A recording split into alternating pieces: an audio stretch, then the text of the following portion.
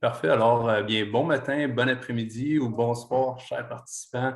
J'espère que vous êtes en pleine forme, peu importe de quel fuseau horaire vous nous écoutez, vu que bien, nous avons un keynote très, très spécial et qui, comme nombreux doivent déjà le savoir, l'expert soft skills en Europe. Alors, pendant que vous vous installez et pour donner le temps aux gens de se réveiller, j'aimerais tester votre participation en vous demandant d'écrire dans le chat ce que vous aimeriez apprendre aujourd'hui, puis en même temps, ben, dites-nous de où vous nous écoutez et comment vous vous sentez. Alors, bonjour Olivier, bonjour Myriam, bonjour, beaucoup de bonjours, des petits saluts. Alors, merci pour votre participation. Je veux être sûr que tout le monde soit super en forme vu que cette session doit être interactive. Alors, on ne le dira jamais assez, mais on tient à vous remercier de vous être joints à nous si tôt ou si tard pour notre dernière journée au sommet carrière virtuelle Power Skills de l'École d'éducation permanente de l'Université McGill. Un nom assez long, je le sais, mais soyez pas tristes vu que nous ne pouvons pas finir mieux qu'avec Jérôme, dont je vais vous donner un peu plus d'informations si peu, mais avant, j'aimerais commencer par donner respect aux Premières Nations qui étaient ici avant nous et chez qui nous partageons nos terres. Alors, Montréal ou Tiontiake est historiquement connu comme un lieu de rassemblement pour de nombreuses Premières Nations et aujourd'hui, nous avons la chance d'avoir une population autochtone diversifiée ainsi que d'autres peuples qui y résident. C'est dans le respect des liens avec le passé, le présent et l'avenir que nous reconnaissons les relations continues entre les peuples autochtones et autres personnes de la communauté montréalaise. Alors, j'ai une courte vidéo dont j'espère que vous allez apprécier. Laissez-moi la partager ici avec un peu de son.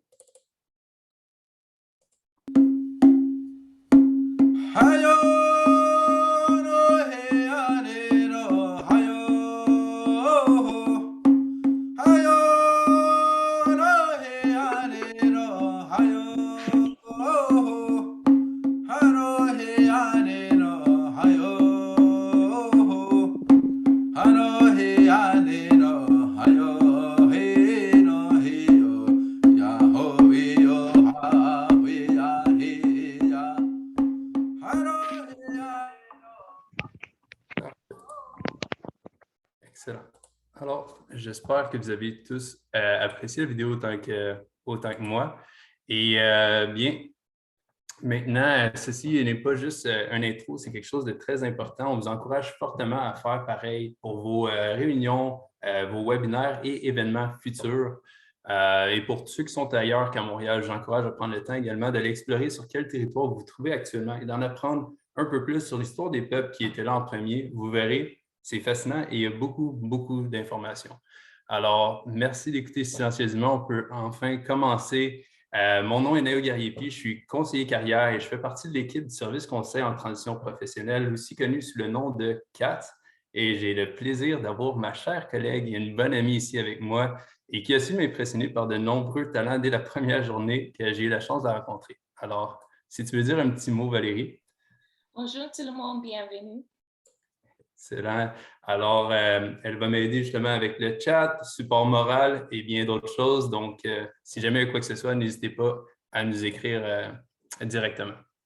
Alors, comme vous avez pu voir, la session est enregistrée et live à travers nos réseaux sociaux, mais on vous encourage également à partager ce que vous apprendrez aujourd'hui avec vos amis, vos collègues, votre famille, même les inconnus dans la rue. Bref, je crois que le monde entier doit en apprendre un peu plus sur les soft skills. Eh bien, c'est maintenant le temps de dire quelques mots sur notre invité d'honneur et dont je me compte chanceux de présenter aujourd'hui, Jérôme Ouareau. Alors, il est co-auteur des ouvrages Les gentils aussi méritent de réussir, publiés par Alizio, et de Soft Skills par Dunod. Il est rédacteur en chef de Soft Skills Magazine et il a utilisé des soft skills pour obtenir le titre de champion du monde de mind mapping en 2018. Et bien sûr, nous avons partagé le lien pour cet incroyable magazine plein de ressources utiles et intéressantes. Il co-organise également le championnat du monde officiel de lecture rapide et de mind mapping. Et bien, normalement, je vous demande de rester en silence afin d'accueillir notre présentateur, mais je vous encourage fortement à faire du bruit avec moi ou de bouger vos mains avec le plus d'énergie possible. Alors, à toi, Jérôme. Merci beaucoup. Bonjour à toutes et à tous. J'espère que vous m'entendez bien, que vous me voyez bien. Moi, je suis vraiment heureux d'être là aujourd'hui avec vous et j'ai l'impression qu'il y a des personnes du monde entier. J'ai pu suivre voilà, la session d'ouverture de cet événement, de ce sommet brillamment organisé par cette équipe pleine de soft skills, justement, dont on parlera aujourd'hui. Et j'ai l'impression qu'il y a le monde entier qui est ici. Je cru voir Mexique. Là, est-ce que vous pouvez mettre dans le chat là où vous vous trouvez tout de suite? Sachant que, bah, moi, de mon côté, je me trouve du côté de Londres, au Royaume-Uni. Alors, je vois, il y a Montréal, Bretagne, en France. OK. Il y a Mexique, oh OK, intéressant. Bon, bah, super. En tout cas, merci beaucoup, d'être présent, connecté aujourd'hui, un samedi pendant la pause estivale. Donc ça montre vraiment à quel point vous êtes motivés pour apprendre grâce à cet événement.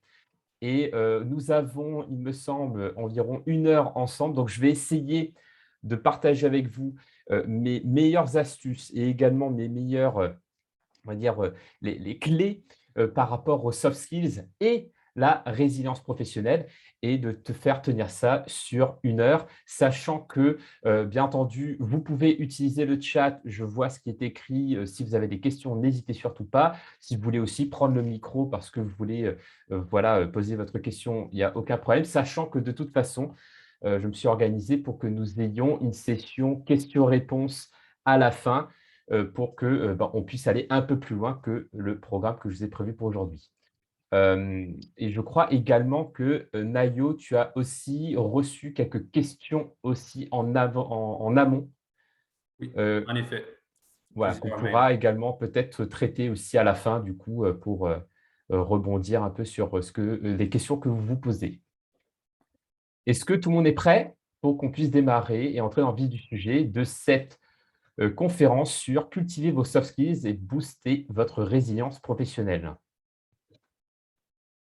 Yes, alors hop, j'ai fait au partage l'écran, du coup, j'ai plus accès au chat, je le remets. OK, j'ai accès au chat. Eh bien, c'est parti. Donc, dans cette présentation, bah, déjà, bon, je sais que Nayo m'a présenté, mais je vais juste rappeler quelques points pour que vous sachiez bah, pourquoi je vous parle des soft skills.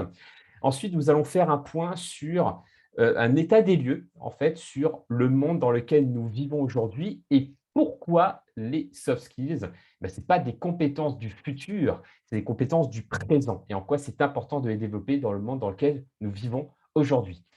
Nous allons voir également en quoi ces soft skills sont des ressources internes importantes pour pouvoir être plus résilient d'un point de vue professionnel et pas que.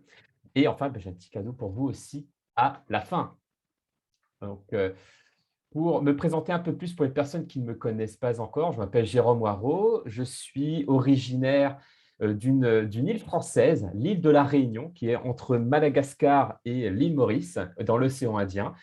Et j'ai pu vivre dans plusieurs pays, notamment le Québec aussi. J'ai passé un peu plus de 6 mois à Sherbrooke, donc pas très loin, je crois que c'est à 2 heures et demie de Montréal, à l'est de Montréal, où j'ai pu faire passer une maîtrise à l'université de Sherbrooke. J'ai pu vivre également au Japon et maintenant au Royaume-Uni. Et pourquoi je vous dis ça? Parce que je me définis avant tout comme un citoyen du monde. Si on pose la question, OK, qui suis-je? Ma première réponse, c'est je me sens comme un citoyen du monde et je suis vraiment curieux de qui sont les autres personnes avec qui je peux interagir, leur histoire, leur culture. Et c'est pour cela que j'apprécie beaucoup également ce que vous faites quand vous faites en introduction avec la petite vidéo et de montrer aussi cet aspect historique. Je trouve qu'en effet, c'est important. Donc, moi, ça me parle, ça me touche aussi. Donc, ça, c'est pour le côté perso. Toujours le côté perso, je suis passionné d'arts martiaux que je pratique depuis l'âge de 6 ans et j'adore les voyages, lire et manger. Voilà. Et pour le côté professionnel, j'ai 2 axes d'activité. Donc, il y a tout d'abord le côté soft skills, donc qui sont les compétences que l'on va voir aujourd'hui, les compétences non techniques. J'ai pu en effet publier 2 ouvrages sur le sujet, notamment en France, et ce qui m'a amené à faire beaucoup de conférences en entreprise sur ces sujets. Et je fais également du coaching sur les soft skills. Et j'ai un deuxième axe d'activité qui est les sports du cerveau. Donc, comme Nayo en a parlé, hein, le mind mapping, qui est une pratique de prise de notes visuelle qui peut ressembler à ça, où en fait on part du centre de la carte et on fait des branches radiantes du centre vers l'extérieur. Et cet outil créé par Tony Buzan, eh bien, a les vertus de pouvoir stimuler la mémoire, stimuler le cerveau, stimuler l'esprit de synthèse, et ça peut être vu comme un sport à part entière. Et également la lecture rapide. Donc, j'ai pu faire de la compétition j'ai également, maintenant, on va dire que j'ai pris ma retraite de compétiteur de sport du cerveau pour maintenant me concentrer sur l'organisation de ces compétitions et l'accompagnement de personnes pour ce type de compétition. Les deux se rejoignent, les deux axes, que ce soit les soft skills et les sports du cerveau, se rejoignent sur notamment le cerveau et comment le développer, le muscler pour pouvoir faire face on va dire aux imprévus, aux surprises que le monde nous réserve. Alors, je vois qu'il y a des questions. OK, donc vous avez, comme Nayo l'exprime dans le chat, vous avez les sous-titres qui seront ajoutés lors du partage de l'enregistrement. Donc, c'est après coup, c'est ça? Donc, ça va être pour le replay. Et sinon, vous pouvez également poser vos questions dans le chat ou lever la main.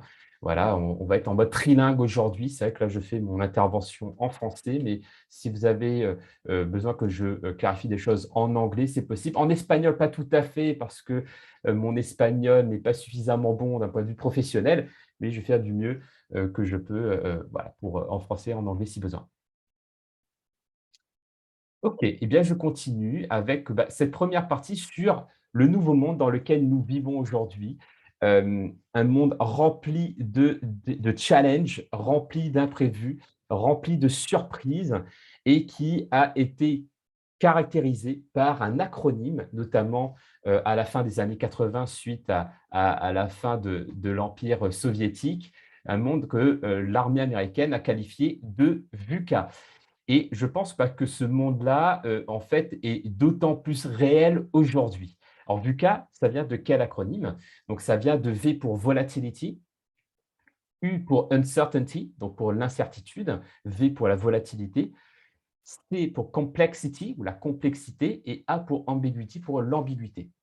En gros, le monde dans lequel nous vivons aujourd'hui est très volatile. C'est-à-dire, moi j'aime bien avec cette notion de volatilité, il y a les deux, on va dire, il y a le verre à moitié plein et le verre à moitié vide. Le verre à moitié plein, c'est, oui, il peut avoir une situation à laquelle nous sommes habitués et du jour au lendemain, paf, tout change. Exemple concret, 2020, arrivée du Covid. Moi qui aimais voyager, notamment pour faire mes conférences, eh bien, du jour au lendemain, ce n'est plus possible. Un exemple très concret de volatilité.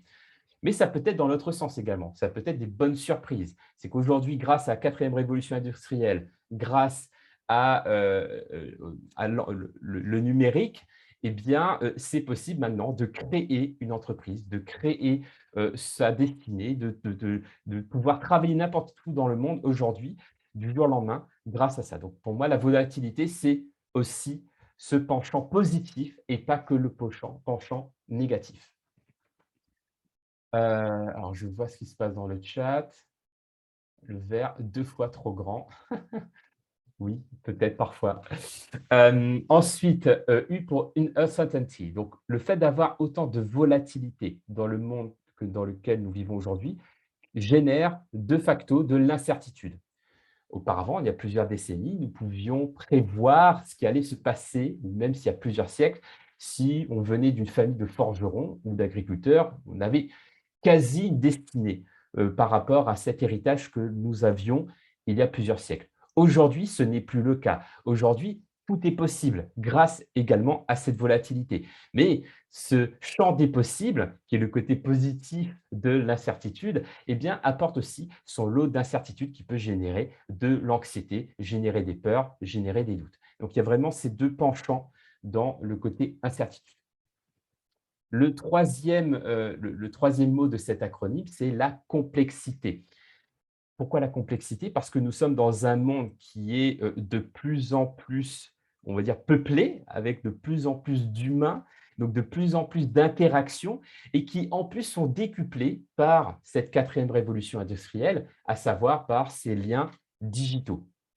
Et donc, plus on a de liens dans un système, qui est on va dire le système planétaire, plus on a de la complexité. Alors, la complexité, bah, forcément, ça apporte aussi on va dire son lot d'aspects, on va dire, négatifs, dans lequel bah, ça va être beaucoup plus difficile de comprendre, d'anticiper, de maîtriser les choses.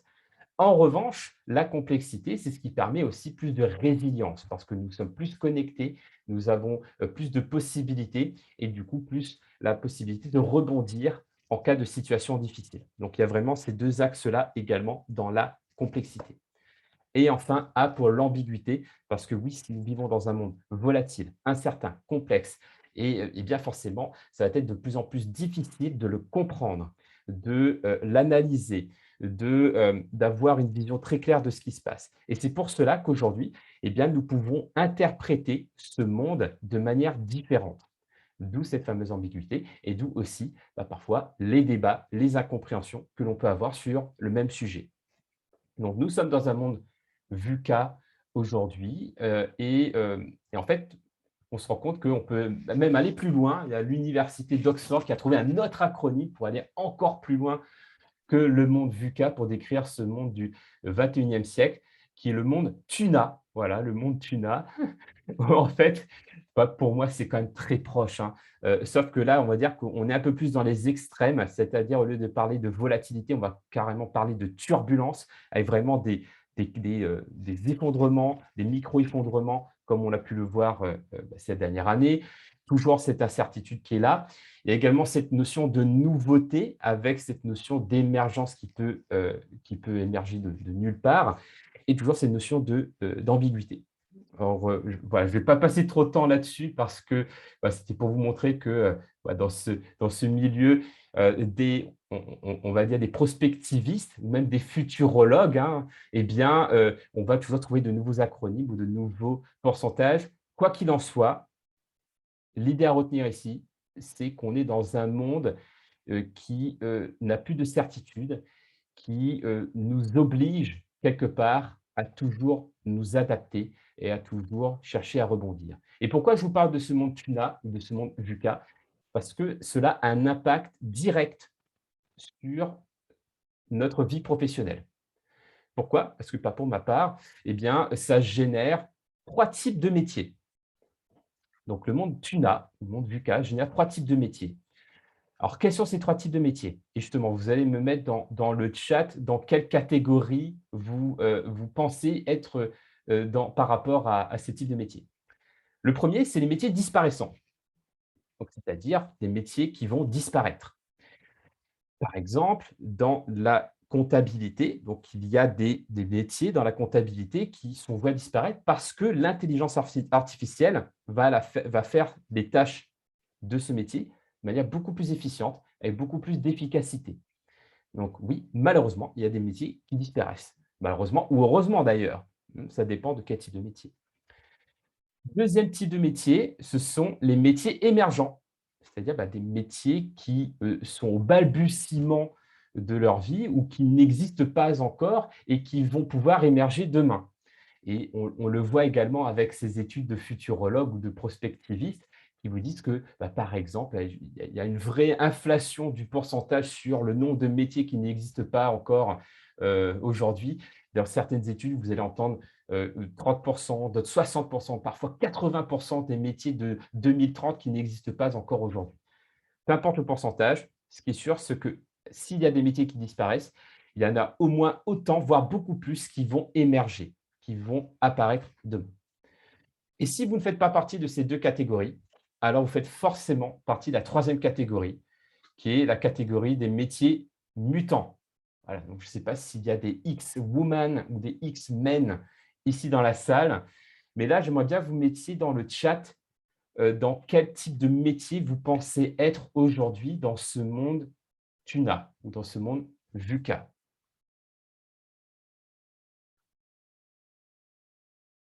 Mutant. Ouais, moi aussi. Mutant, exact.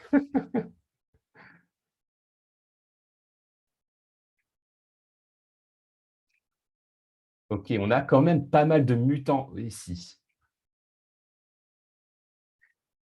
Et peu importe que vous soyez dans la case ou dans le scénario plutôt que la case, dans le scénario du métier mutant ou du métier émergent ou du métier disparaissant, quoi qu'il arrive, vous aurez besoin de développer votre résilience professionnelle. Parce que, quel que soit le scénario, ne va pas être simple. Il y aura toujours des imprévus, il y aura toujours des changements auxquels faire face, comme par exemple, même le métier d'agriculteur. Aujourd'hui, il a totalement changé par rapport à ce qu'il était il y a 10, 20 ou 30 ans. Le métier de restaurateur également. Donc, quel que soit le métier, eh bien, on va devoir s'adapter et faire preuve de résilience. Alors, parlons maintenant de résilience professionnelle et de soft skills. On va d'abord parler de résilience professionnelle. Alors, c'est quoi la résilience professionnelle? Alors, selon moi, parce que le mot résilience, en fait, à l'origine, c'est un terme qui a été utilisé notamment par Viktor Frankl, hein, qui parlait du sens de la vie, et qui a été vraiment utilisé dans des conditions plutôt psychiatriques ou de psychanalyse. Et donc là, ça peut être le cas. Là, on va être vraiment, c'est pour ça que je parle de résilience professionnelle. On va prendre la dimension de résilience dans un cadre professionnel ici, pas dans un cadre de trauma. Alors, c'est quoi la résilience professionnelle? Pour moi, c'est la capacité, c'est à la fois la capacité à endurer, c'est-à-dire faire preuve d'endurance. Quelque chose m'arrive, paf, j'arrive à encaisser. Et c'est aussi la capacité à rebondir, pas juste encaisser, encaisser, encaisser, encaisser. C'est aussi, OK, j'encaisse, mais maintenant, je rebondis, je continue d'avancer. Et le faire avec régularité et persévérance dans le temps. Pas juste une fois, ça y est, j'ai encaissé, je rebondis, j'arrête. Non, c'est de toujours dans cette notion de persévérance. Et tout cela avec écologie, c'est-à-dire de ne pas être dans une forme de résilience, dire, toxique ou destructrice, c'est-à-dire d'être toujours dans l'endurance, toujours dans la persévérance et dans le rebond, parce qu'à un moment donné, vous allez être dans une situation de suradaptabilité. Et c'est quoi la suradaptabilité? C'est quand on tire trop sur la corde. Quand on force trop, que tout est difficile, tout est laborieux, à un moment donné, eh bien, on s'épuise. Donc là, l'idée, c'est pour ça que je mets un warning ici, c'est oui, la résilience professionnelle, c'est ça. En revanche, attention à ne pas être trop en mode résilience et aussi à prendre soin de vous. Et c'est en ça que les soft skills vont être importantes pour ça. Donc déjà, est-ce que je suis clair là par rapport à tout ce que je viens de dire sur le monde VUCA, le monde PUNA cette vision de la résilience professionnelle que je vais illustrer avec un exemple concret pour que ce soit beaucoup moins théorique. Mais imaginons, je prends un exemple personnel, par exemple. Donc, un de mes métiers, mon 1er métier, c'est la conférence. Donc, la conférence qui, normalement, je fais devant un public et qui m'emmène à voyager pour pouvoir faire des interventions en entreprise. Eh bien, monde tuna, turbulent, paf, tout de suite, crise Covid, impossible de voyager. Eh bien, du coup, résilience professionnelle, c'est quoi? C'est que j'encaisse. OK, c'est pas simple, c'est difficile. Eh bien, je fais preuve de créativité pour rebondir et je persévère sur l'année. Donc, ça m'a amené, du coup, à transformer mes interventions de manière digitale. Ça m'a amené à faire d'autres choses que de faire de la conférence. Donc, voilà un exemple de résilience professionnelle. Donc maintenant, est-ce que vous avez peut-être des questions à ce stade de la présentation sur le monde VUCA et la résilience professionnelle avant que je passe à la suite?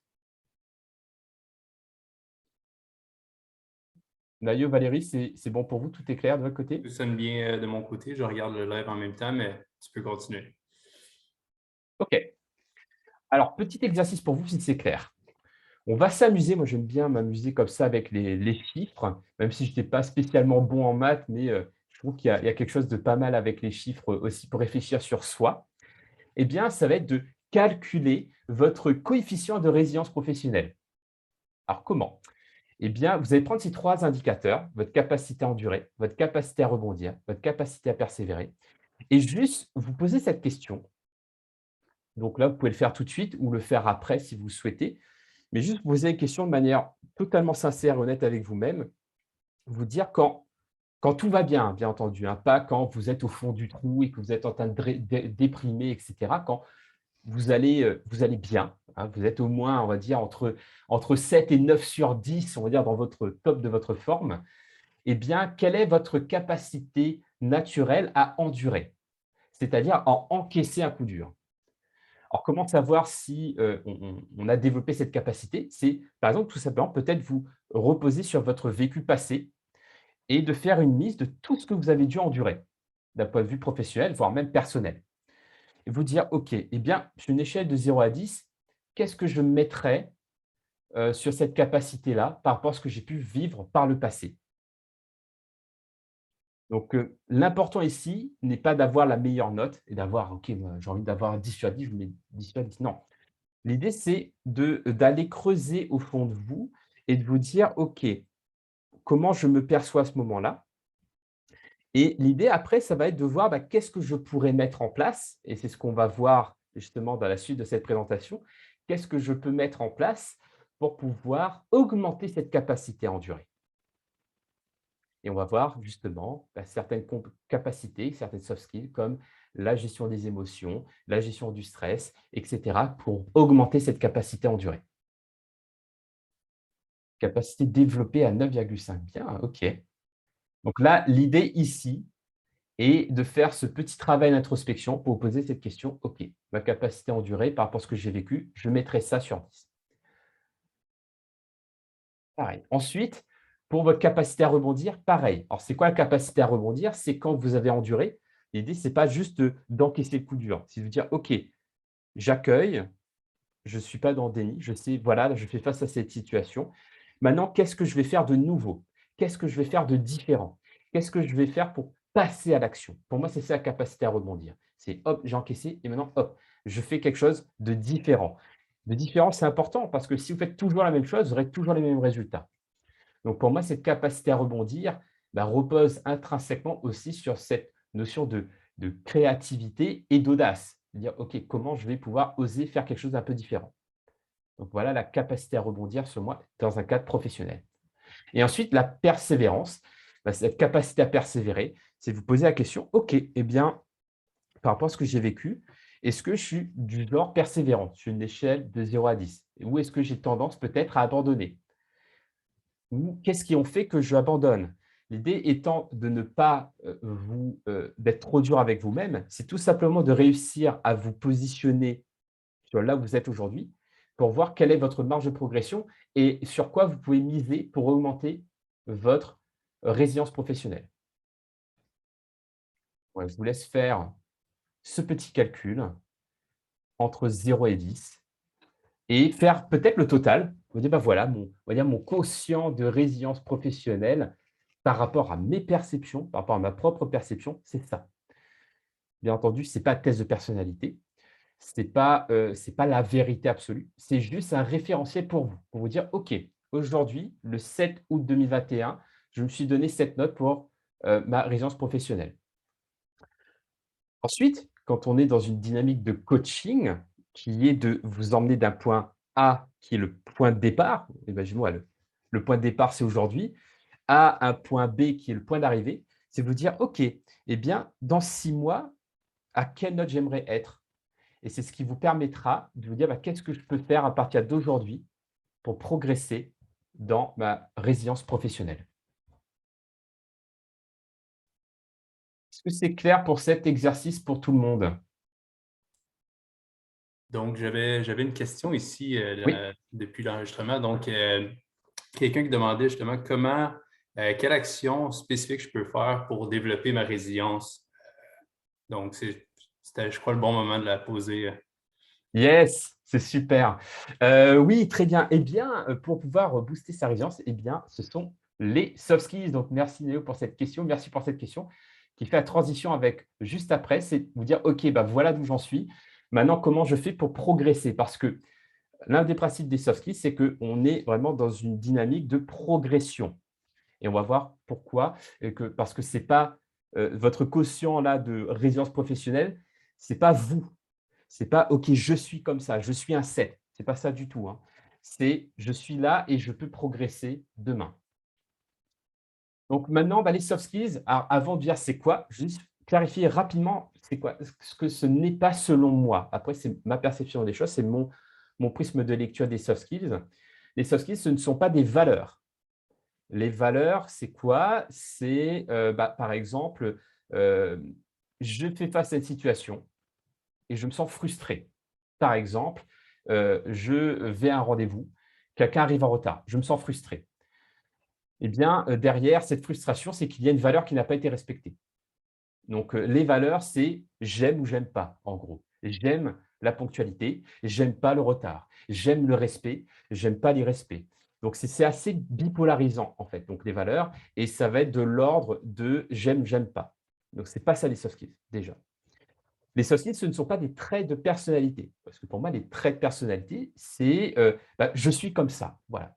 Moi, de toute façon, je suis positif. Bah, par exemple, il y a quelqu'un, je dis voilà, je suis positif. Bah, si je suis avec un trait de personnalité, là, c'est quelque chose qui est là, qui est acquis, qui ne changera pas, en fait. Pour moi, il y a une notion de, euh, du fait que ça ne change pas chez les traits de personnalité, alors que les soft skills, au contraire, c'est évolutif. C'est comme un muscle que l'on peut développer.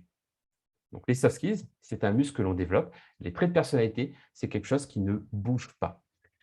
Ce ne sont pas non plus des savoirs-être. On sait que souvent on dit: «Ah ben les soft skills, on traduit par quoi?» Alors moi, j'aime pas la traduction des compétences molles, par exemple, qu'on présente comme expert en compétences molles. Je trouve que, ce n'est pas forcément, très, glorieux comme présentation. Donc je préfère rester sur le terme de soft skills que je trouve a une une énergie dans le mot que n'a pas les compétences molles ou compétences douces, par exemple. Sinon, on peut quand même traduire par compétences comportementales. On verra juste après. Mais en aucun cas, pour moi, les soft skills sont des savoir-être. Parce que les savoir-être, pour moi, ce sont des codes comportementaux. Les savoir-être que vous avez en France ne sont pas les mêmes que les savoir-être au Royaume-Uni ou au Québec ou au Japon. Les savoir-être sont conditionnés par une culture, selon moi. Et quand donc un savoir-être est approprié à une culture, à une situation, et pas forcément dans toutes les situations et dans toutes les cultures. Donc, c'est pour ça que pour moi, les soft skills, ce ne sont pas des savoir-être, en fait. Et les soft skills, ne sont pas non plus des compétences techniques. Parce que si vous avez des compétences techniques, les compétences techniques, c'est quoi? C'est une compétence qui est propre à une industrie, propre à une activité, alors que les soft skills sont des compétences transversales. Pardon. Alors, que sont les soft skills? Eh bien, ce sont des compétences que l'on peut développer, comme des muscles, en fait.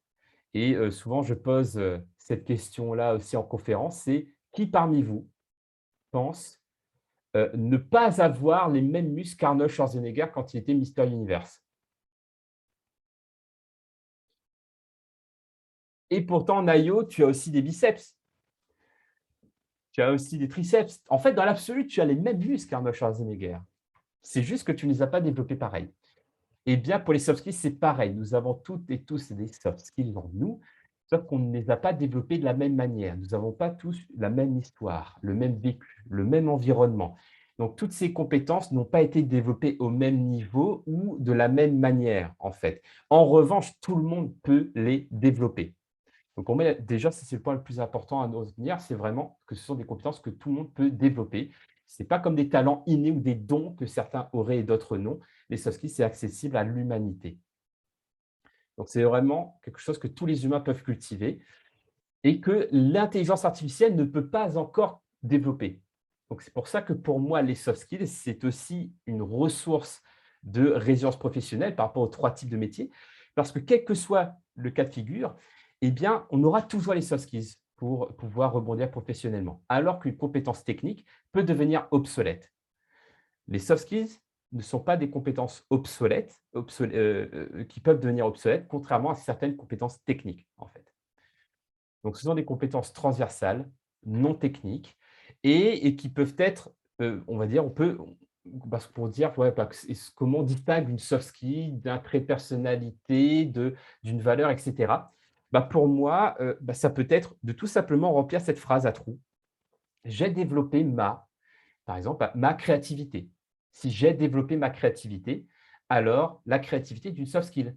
Si j'ai développé ma capacité à m'adapter, eh bien ma capacité à m'adapter ou l'adaptabilité est une soft skill. Si j'ai développé ma gestion du stress, la gestion du stress est une soft skill parce que c'est une compétence que tout le monde peut développer, que tous les humains ont, qui n'est pas technique, qui est transversale et qui peut être formulée de cette manière. Donc, voilà ma vision des soft skills qui, selon moi, sont réellement des ressources pour sa résilience professionnelle parce que quel que soit le cas de figure, vous allez toujours pouvoir faire face à des situations grâce à ces compétences. Maintenant, comment savoir quels sont les soft skills que vous avez pu développer, vous, de votre côté? Donc là, un petit exercice que je vous recommande, c'est de lister tous les grands défis ou les grands challenges que vous avez dû relever dans votre vie, que ce soit pro ou perso, d'un point de vue professionnel ou personnel. Vous faites votre liste et en face de chaque défi, vous allez y mettre les soft skills qui vous ont aidé à relever le défi. Et j'insiste sur la notion de défi parce que ce n'est pas forcément que des victoires ou des accomplissements. Ça peut être aussi des situations difficiles. Et c'est ce qui va vous permettre, grâce à cette liste-là, de savoir quels sont les soft skills que vous avez développés et quelles sont vos forces, en fait. Et vous allez voir que ces forces, vous pouvez déjà vous reposer dessus en situation difficile et aussi les compléter avec d'autres soft skills par rapport à la question dont tu posais tout à l'heure, Nayo. Comment on fait pour développer ces soft skills pour devenir plus résilient? Eh bien, c'est à travers un programme d'entraînement que je vais pouvoir vous proposer juste après. Alors, un petit exemple par rapport à cette notion de soft skills et de résilience professionnelle et par rapport aux défis que j'ai pu relever. Par exemple, parmi les défis que j'ai pu relever, que ce soit mes échecs ou mes grandes victoires, eh bien, ça a été souvent ma capacité à structurer, ma capacité de synthèse qui m'a aidé. Le fait de prendre conscience de ça me permet aujourd'hui, lorsque je fais face à une situation difficile, à un imprévu, à une nouveauté, me dire, eh bien, la première chose que je vais faire, c'est que je vais utiliser cette soft skill. Cette soft skill que j'ai naturellement développée. Parce que ça me permet de me mettre en situation de force pour relever ce défi. Donc, voilà aussi l'intérêt de mieux se connaître grâce aux soft skills pour dire, même si je suis dans un monde incertain, volatile, complexe et ambigu, eh bien, je sais que j'ai les ressources pour y faire face quoi qu'il arrive. Donc, c'est les ressources qui vont vous permettre de faire face à l'incertitude et à la nouveauté. Alors, j'ai des questions qui arrivent.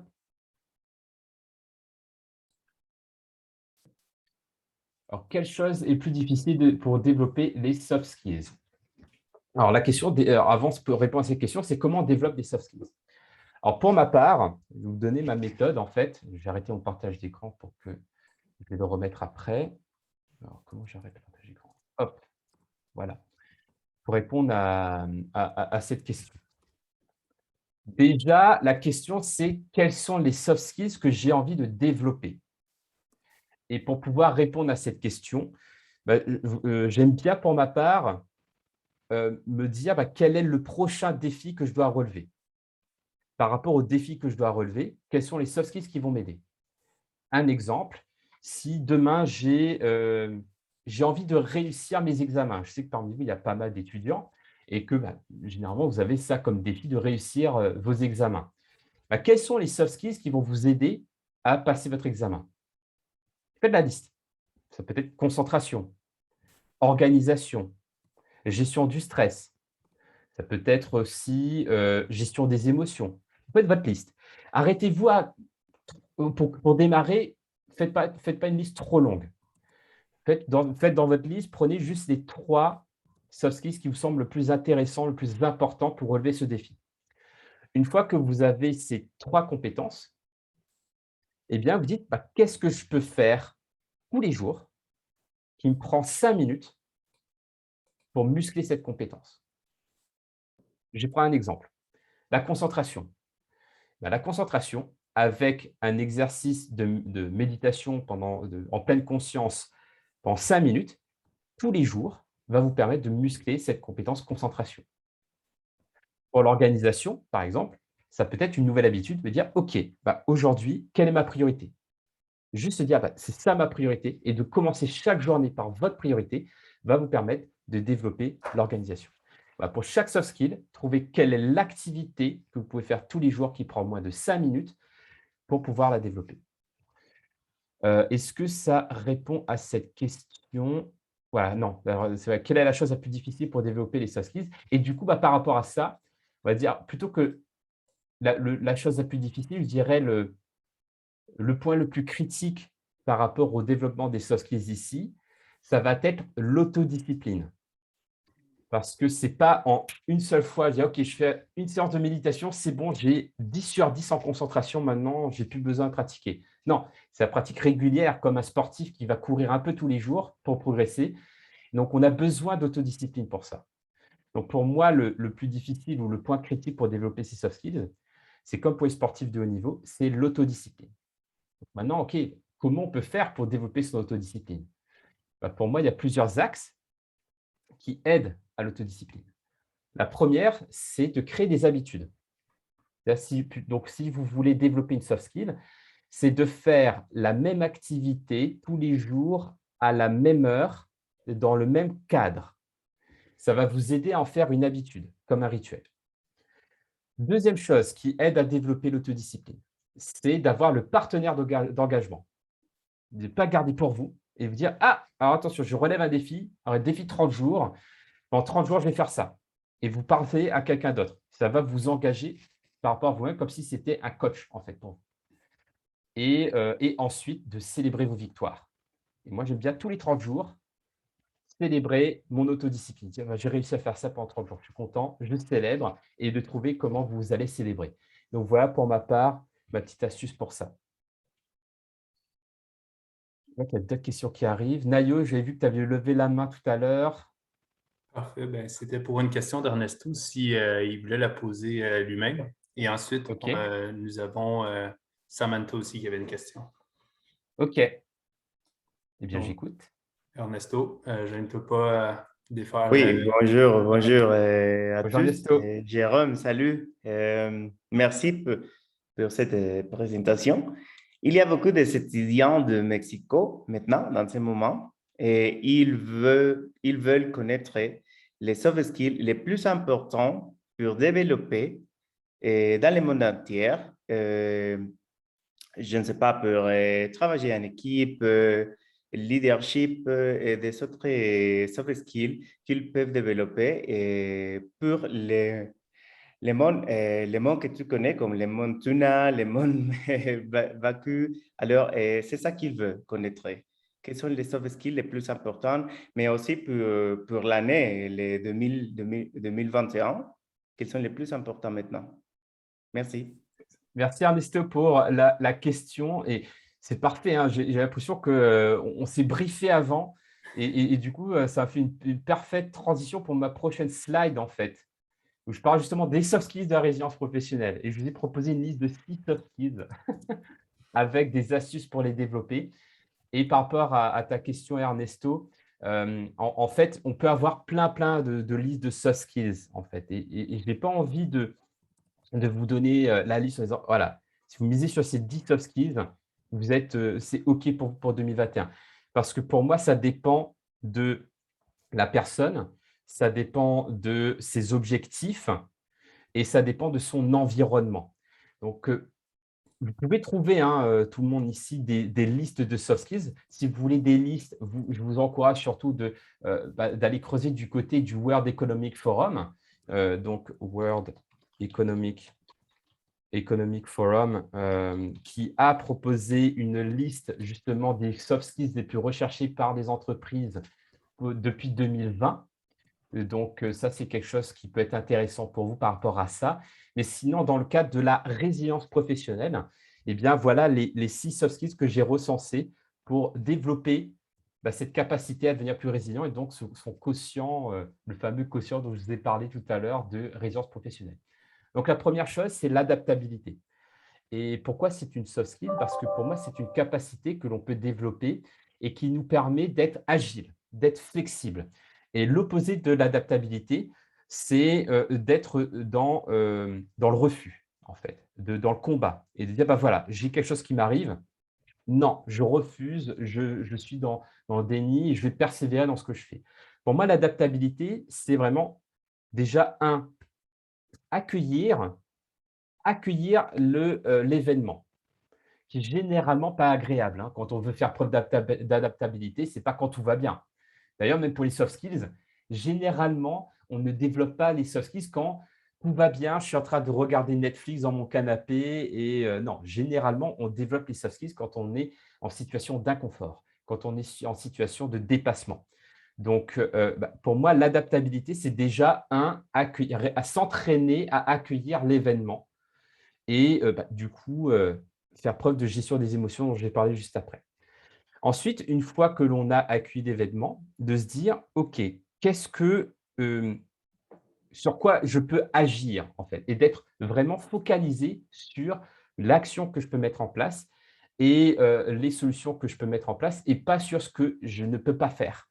Parce que si je reste focalisé sur là où je n'ai aucun, recours, aucun pouvoir, eh bien, je vais être dans une situation de pessimisme, de négativité qui va m'enlever mon pouvoir d'action.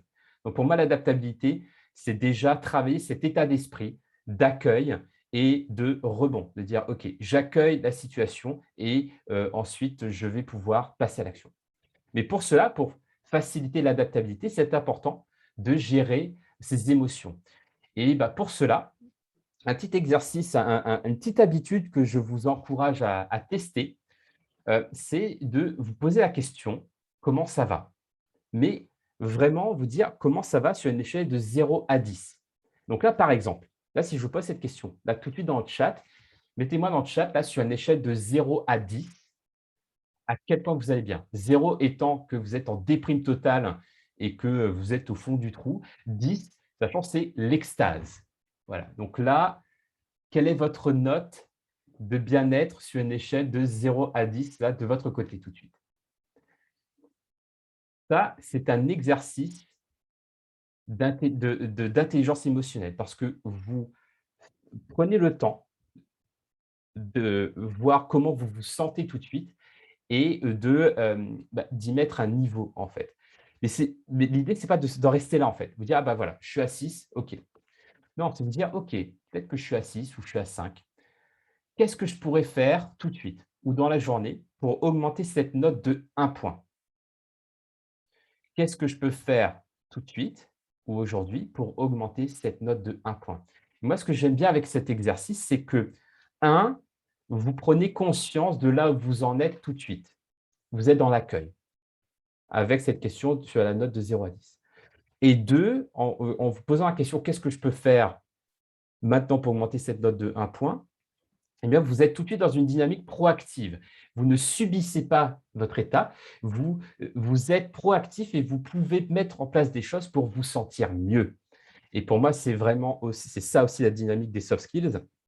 C'est pas juste être dans la conscientisation de ce qui est là, ça c'est hyper important, c'est la première étape, mais c'est qu'est-ce que je peux faire en fait? C'est vraiment très actif comme, comme dynamique. Donc là, voilà un exercice de gestion des émotions et vous allez voir que généralement, vous pouvez mettre en place, des bonnes pratiques pour augmenter votre note de 1 point. Donc, des fois, vous allez vous dire: «Tiens, c'est peut-être faire du sport», des fois, c'est peut-être aller marcher dehors, peut-être des fois, c'est ne rien faire aussi. Donc, vous allez pouvoir, en vous posant cette question tous les jours, identifier des activités qui vous font du bien. Et là, ce que je vous recommande en troisième étape, du coup, de cet exercice, c'est de garder ça, de noter en fait ces activités qui vous font du bien, parce que ça va être le buffet dans lequel vous allez pouvoir piocher pour augmenter votre bien-être. Grâce à cet exercice, vous allez compléter votre buffet de bien-être. Donc voilà cet exercice en 3 étapes. 1, notez votre note de bien-être de 0 à 10. 2, qu'est-ce que vous pouvez faire pour augmenter cette note de 1 point? 3, complétez votre buffet de bien-être. Ensuite, la créativité. Ah oui, la créativité, c'est quelque chose de très important pour la résilience professionnelle parce que c'est ce qui va vous permettre de faire des choses différemment et pas de toujours faire tout le temps la même chose qui va vous apporter les mêmes résultats. Donc la créativité, ce n'est pas, uniquement une activité artistique. La créativité, ça peut être tout simplement explorer de nouvelles idées, Et moi, il y a un exercice que j'aime bien les questions, en fait, pour stimuler la créativité. Et une des questions que je préfère pour stimuler la créativité dans un cadre de résilience professionnelle, c'est-à-dire quand quelque chose me tombe dessus, c'est me poser la question, et si je faisais ça de cette manière-là? Ou si je faisais de la manière la plus simple possible? Le «et si» en fait, je trouve qu'il est hyper puissant pour la créativité parce que c'est ce qui permet d'oser quelque chose de différent. Et et sinon, ce que j'aime bien également comme question, pour la créativité, ce serait en m'inspirer de mentors qui m'inspirent. Et je prends un exemple très concret. Il y a, un événement imprévu qui me tombe dessus, paf! Ce que j'ai mon plan initial tombe à l'eau. OK. Et imaginons que je me sens bloqué. Dire: «OK, et si je travaillais avec Oprah Winfrey, par exemple? Et si je travaillais avec Oprah Winfrey? Qu'est-ce que ferait Oprah Winfrey, là, dans cette situation?» Et donc tout de suite, là, ça m'ouvre des perspectives. Je me dis: «OK, je me mets à la place d'Oprah Winfrey, que j'aime bien. Ah bah tiens, elle ferait ça comme ça, elle réagirait comme ça, elle contacterait un tel». Donc je veux dire, inspirez-vous de vos mentors pour stimuler votre créativité. Une des clés de la créativité, que j'ai pu découvrir notamment dans un cadre de résilience professionnelle, une des clés de la créativité, c'est la contrainte choisie ou la contrainte tout court, mais c'est mieux si c'est choisi. Donc la contrainte canalise la créativité. Et pour moi, le fait de me dire, bah, tiens, je vais modéliser tel mentor, telle personne qui m'inspire, c'est une manière de canaliser ma créativité pour trouver de nouvelles idées. Donc voilà des astuces pour développer la créativité. Ensuite, la prise de décision. Oui, la prise de décision, c'est une compétence que l'on peut développer. D'ailleurs, peut-être que vous l'avez pu noter, parce que les soft skills, c'est comme un muscle. Si vous l'utilisez régulièrement, il se développe, mais si vous arrêtez de l'utiliser, il s'atrophie, il devient plus petit. Eh bien, pour moi, c'est un peu la même chose pour la prise de décision. Si plus je prends des décisions, plus j'ai l'impression: «OK, bah, voilà, j'ai trouvé mon flow. OK, allez, je vais faire ça, je vais faire ça, je vais faire ça», et plus les décisions, deviennent naturelles et fluides. En revanche, si parfois je procrastine la décision, alors je ne sais pas si, peut après peut-être que ma guise, n'est pas de procrastinateur chez vous. Moi, je suis un grand procrastinateur, notamment sur les décisions, et j'ai remarqué que plus je procrastine les décisions, plus ça devient difficile d'en prendre. Plus j'ai des doutes, plus j'ai des freins, plus je reviens en arrière, et donc c'est important selon moi de nourrir cette capacité à prendre des décisions et à les assumer, en fait. Et moi, j'aime bien, transformer une prise de décision en action. Donc par exemple, quand je m'organise et que je me dis: «OK, ce mois-ci, voilà ce que je dois faire», je mets dans mon agenda quand est-ce que je dois prendre une décision, comme une vraie action en fait, pour éviter de la procrastiner. Donc voilà une astuce pour développer la soft skills prise de décision.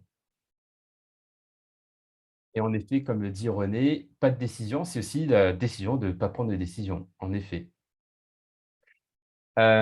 Autre soft skill importante pour être plus résilient professionnellement, eh bien, c'est la proactivité. C'est vraiment cet état d'esprit de: «Je vais essayer autant que possible de ne pas être réactif, mais plutôt proactif». Je m'explique. Quand on fait face à une situation dans laquelle on doit faire preuve de résilience professionnelle, généralement, c'est quand il y a un imprévu qui nous tombe dessus. Donc là, on doit réagir, à la situation. Donc c'est un événement extérieur qui nous fait passer à l'action. Mais l'idéal, c'est qu'on n'attende pas que ce soit l'extérieur qui nous fasse passer à l'action, mais qu'on garde notre pouvoir à l'intérieur pour nous dire: «OK, non, là, c'est moi, je choisis de faire ça. Peu importe ce qui se passe à l'extérieur, voilà ma décision, voilà ce que je choisis, voilà mon action». Et pour moi, bah, la proactivité, c'est ce qui permet de garder le contrôle, de ne pas se sentir sous l'eau ou accaparé par des événements extérieurs. Et ça, c'est également une compétence que l'on peut développer, notamment, pour ma part, l'habitude que j'ai développée pour stimuler ma proactivité, muscler cette compétence, c'est tous les jours, avant de démarrer ma journée, je me pose la question: «Quelle est ma priorité du jour?» Et j'avance sur cette priorité, quels que soient les événements extérieurs, en fait. Et c'est ce qui me permet de pas sombrer ou de pas tomber dans le mode réactif, mais de garder la main et de toujours être proactif. Donc, voilà une autre astuce, si vous voulez développer cette soft skill, c'est de commencer votre journée en vous posant la question: quelle est ma priorité de la journée? Et de rester focus là-dessus. Et ensuite, l'intelligence relationnelle, eh bien, c'est fait de travailler en équipe, de collaborer. Et donc là, bien entendu, il y a plusieurs soft skills qui se cachent derrière cette soft skill. On va dire que c'est une famille de soft skills ici. Vous avez là-dedans l'empathie. Je sais qu'après moi, il y a justement un keynote sur l'écoute. Donc ça, vous allez avoir pas mal d'astuces sur l'empathie et l'écoute, justement, qui va nourrir cette intelligence relationnelle. Vous avez plein d'éléments comme ça, mais si vous voulez, je peux vous donner une astuce qui, moi, m'aide beaucoup sur l'intelligence relationnelle. C'est toujours de me poser la question: qu'est-ce qui est important pour la personne qui est en face de moi? C'est toujours d'être concentré là-dessus. Qu'est-ce qui est important pour elle? Comme ça me permet de toujours être câblé là-dessus et de toujours apporter de la valeur ajoutée à l'autre. Donc, quand j'ai créé cette conférence, je me suis dit: «Mais qu'est-ce qui va être important pour ces personnes-là?» Et c'est pour cela que, je l'ai construit de cette manière. Et je l'ai pensé aussi en pensant à Nayo, à Valérie, à l'équipe CATS pour me dire: «OK, comment je peux aussi leur faciliter le travail?»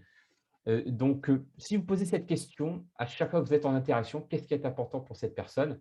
À mon avis, vous allez pouvoir vraiment développer cette intelligence relationnelle et améliorer vos relations.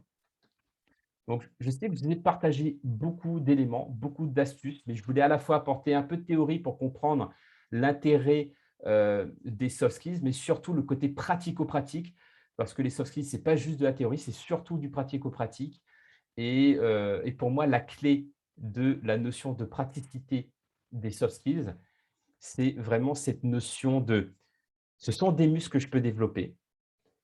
Je choisis quel muscle je développe, hein, comme si vous allez à la gym et vous faites votre programme de muscu. Et tous les jours, vous créez votre programme d'entraînement en disant: «OK, allez, pendant 30 jours, je fais ça». Et bien entendu, mais ne me croyez pas sur parole. Voilà, ne me croyez pas sur parole. Testez, vraiment, testez et voyez si ça fonctionne pour vous. Nous sommes tous différents. Là, ce que j'ai partagé avec vous, c'est des éléments qui fonctionnent pour moi, qui fonctionnent également pour les personnes que j'accompagne, et peut-être pas pour tout le monde. Alors, j'ai également fait une petite synthèse pour récapituler, et pendant que je fais la petite synthèse en mind map du coup, de ce que l'on a vu aujourd'hui, je vous invite à me poser, encore vos questions si vous voulez qu'on prenne encore quelques minutes, si Nayo, tu es OK, pour que, je puisse, approfondir un peu certains sujets. Et pendant que vous rédigez vos questions, vous réfléchissez à vos questions, je fais une dernière petite synthèse de ce qu'on a pu voir aujourd'hui dans cette présentation. 1, nous sommes dans un monde VUCA ou TUNA qui impacte les métiers, avec 3 catégories de métiers: les métiers disparaissants, émergents et mutants. Et quel que soit votre type de métier, vous avez besoin, de développer votre résilience professionnelle, parce que c'est ce qui va vous permettre d'endurer, de rebondir et de persévérer, quelle que soit la situation dans laquelle vous êtes. Et la meilleure ressource sur laquelle vous pouvez capitaliser pour votre résilience professionnelle, ce sont les soft skills, qui sont des compétences humaines transversales que tous les humains peuvent développer comme des muscles. Et pour cela, je vous invite à développer en priorité ces 6 soft skills que nous avons pu voir ensemble, à savoir l'adaptabilité, la gestion des émotions, la créativité, la capacité à prendre des décisions, la proactivité et également votre intelligence relationnelle. Et oui, je n'ai pas oublié, mais je vous ai promis un cadeau. Si vous êtes intéressé par tout ça, vous pouvez aller sur le site jérôme-waro.com pour télécharger gratuitement toutes les éditions de Soft Skills Magazine, en fait. Vous allez avoir plein de témoignages d'experts, de retours d'expérience du terrain, plein d'astuces sur les soft skills, les 6 soft skills que vous avez pu voir précédemment, mais également de manière générale.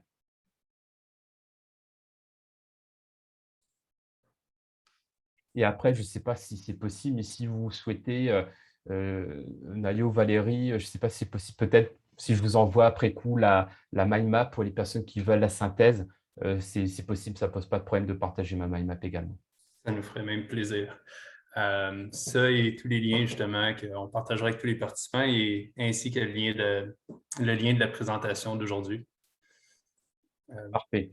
Parfait. Donc, ici, je voulais voir s'il y avait quoi que ce soit comme question. Je vois qu'on est déjà à 10h01. Je te remercie infiniment, Jérôme. C'était incroyable et encore là, je pense que je ne peux pas commencer la journée mieux que ça. On avait quelques questions encore là. Si jamais les personnes veulent lever leur main pour poser la question directement, j'adore. J'adore lorsque les personnes les posent eux-mêmes. Mais sinon, je vais juste commencer avec une question de Paulina. Donc, bonjour Jérôme, en parlant des soft skills que vous mentionnez, quelle est celle qui vous a aidé à exceller dans votre profession? En fait, c'est quelque chose que je faisais inconsciemment. C'est quelque chose que je faisais inconsciemment. Et là, justement, il y a un petit exercice que vous pouvez tester et qui, moi, m'a beaucoup aidé. C'est qu'à un moment donné, j'ai posé la question à mon entourage, donc à 20 personnes environ, professionnelles et personnelles. Quelle est ma plus grande force selon toi? Juste cette question.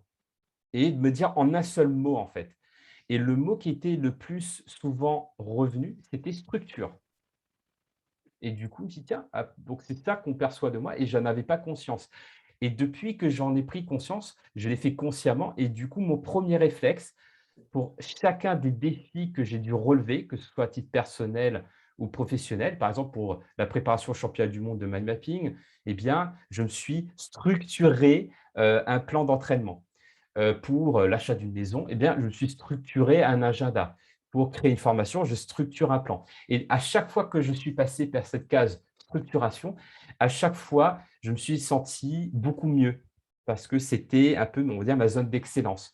Donc là, moi, ma recommandation par rapport à ça, c'est de tester ça aussi. Trouvez 20 personnes de votre entourage, posez-leur la question, quelle est ma plus grande force selon toi en un mot? Et de combiner tout ça, voir quel est le mot qui revient le plus, et ça va peut-être vous aider à prendre conscience de votre plus grande force. Excellent. Ici, on en a une de Stéphanie. Donc, c'est que pensez-vous que la santé mentale d'une personne peut être un déterminant pour obtenir des soft skills? Ah oui, tout à fait, hein, à 100%, hein. Là, c'est vrai que si vous êtes à 0/10 et que vous dites: «Allez, c'est le meilleur moment pour développer les soft skills», bah, non, parce que comme je disais tout à l'heure, développer les soft skills, ça se fait dans l'inconfort. C'est le principe même de la plasticité cérébrale. Le fait, donc le développement du cerveau se fait par de l'inconfort, par de la répétition et par de la nouveauté. Hein, j'ai pu travailler avec une neuroscientifique qui s'appelle Pascal Michelon. Et pour elle, c'était ça les 3 éléments dans ses études scientifiques qui a montré qu'on développe la plasticité cérébrale.